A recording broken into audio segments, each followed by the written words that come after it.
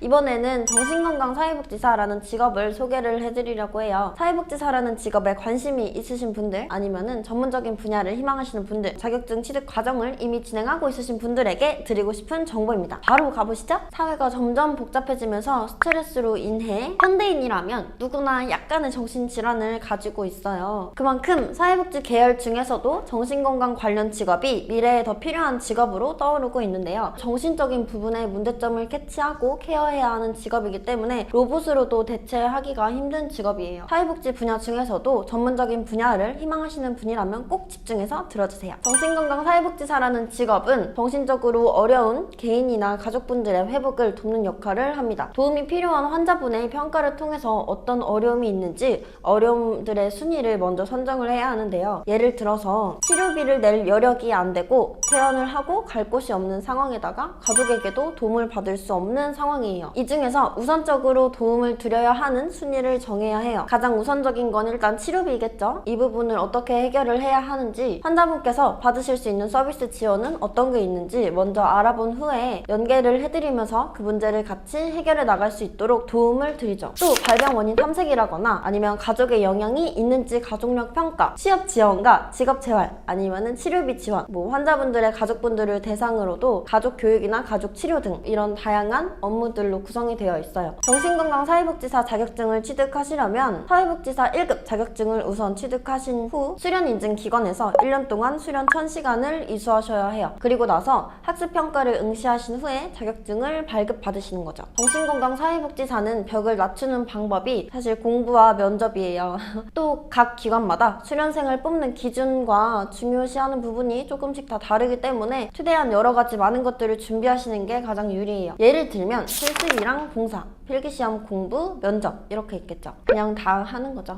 수련생을 모집하는 기관은 한국정신건강사회복지사협회에서 확인하실 수 있는데요. 수련사회복지사 모집을 들어가시면 수련생을 모집하고 있는 기관들을 볼 수 있습니다. 또 기관마다 지불해야 하는 수련 비용이나 수련을 하면서 받을 수 있는 급여도 다 다르기 때문에 들어가셔서 지난 모집 요강도 같이 확인을 해보시면 좋을 것 같아요. 우선 수련 과정에 들어가기 전에 기관의 서류를 지원을 하신 후에 필기시험과 면접을 보는데요.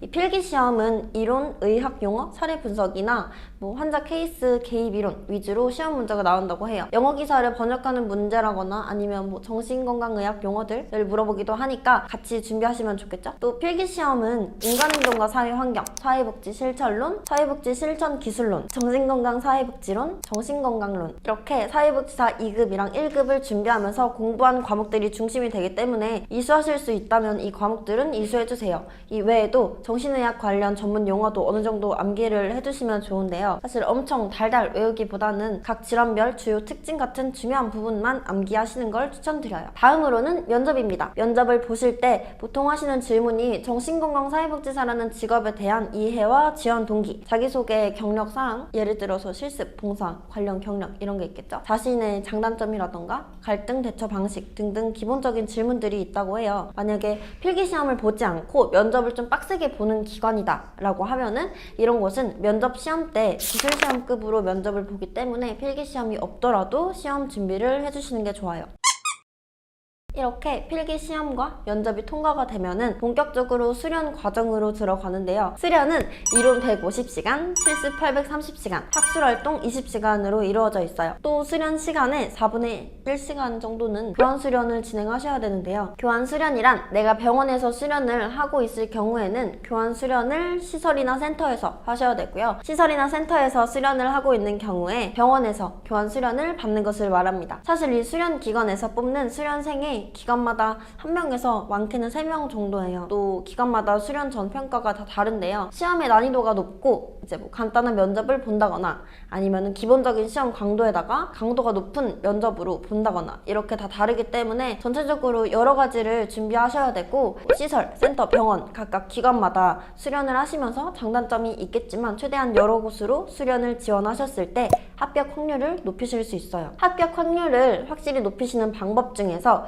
실습이랑 봉사가 있는데요. 각 기관에서의 실습이나 자원봉사를 통해서 어느 정도 경험이 있는 수련생을 선호하는 기관도 있으니까 뭐 실습이랑 자원봉사로 경험을 미리 쌓아놓으시는 것도 좋은 방법이겠죠? 수련에 지원하시려면 지원 자격을 갖추시는 게 우선이잖아요. 기본적으로 사회복지사 1급이 필요해요. 사회복지사 1급 자격증을 취득하시려면 사회복지사 2급 자격증을 취득하신 후에 경력 1년을 쌓으시거나 아니면은 사회복지사 2급 자격증과 전공무관 4년제 학사학위가 있으실 경우에 1급 자격증 시험을 응시하실 수 있습니다. 학점은행제를 통해서 2급 자격증 취득하시고 1급 응시 자격까지 갖추신 후에 수련을 지원하시는 분들도 많으세요. 하지만 내가 이 부분을 조금 개선하고 싶다 하시는 분들도 있으실 거예요. 뭐 예를 들어서 사전공으로 학사학위 4년제 학위를 취득을 했는데 관련이 없는 전공의 학위다 라고 하신다면은 사회복지대학원에 진학을 하신 후에 수련을 지원하시는 걸 추천드려요. 사회복지사 2급 자격증으로도 여러 기관들의 취업은 가능하지만 1급까지 취득하신 후에 더 뚜렷한 전문성에 있는 직업을 희망하시는 분들께 정말 추천드리고 싶은 직업이에요. 정신건강 사회복지사를 꿈꾸시는 분들, 일단 사회복지사 자격증을 먼저 취득하면서 고민할 시간이 아직은 필요하신 분들이라면 아래 링크를 통해서 상담 문의를 남겨주시면 사회복지사 2급 자격증 취득부터 사회복지사 1급 응시 자격까지 빠르게 갖추실 수 있도록 도와드리겠습니다. 지금까지 가시TV 권길이 담당자였습니다. 안녕.